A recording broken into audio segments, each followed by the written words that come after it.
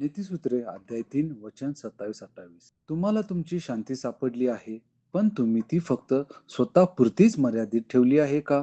शहाणपणाचे शेवटचे पाऊल आपल्याला हवे ते मिळवणे नाही, तर आपल्याकडे जे आहे ते इतरांना देणे हे आहे. नीतिसूत्रे अध्याय 3 वचन 27 सांगते, ज्यांचे काही कल्याण करणे तुझ्या हाती आहे, त्याचे ते करण्यास मागे पुढे पाहू नकोस.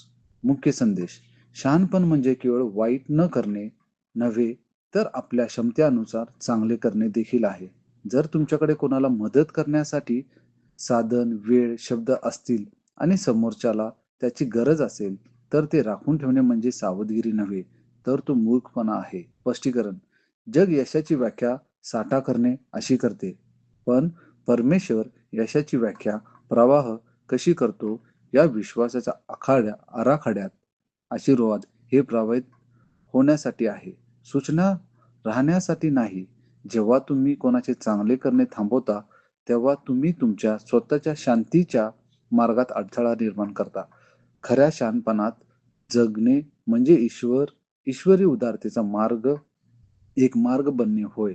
वैयक्तिक उपयोग: तुमच्या हातातील ज्या मदतीची कोणाला तरी गरज आहे, ती तुम्ही का थांबवून ठेवली आहे? चांगल्या वेळेची वाट पाहू नका.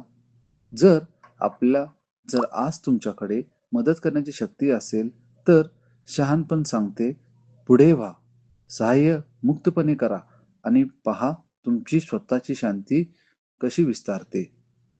कृतीसाठी आव्हान: जर तुम्ही आज मदतीचा हात पुढे करत असाल, तर ही गरिबांना आणि सर्वांना मदतीचा हात आहे.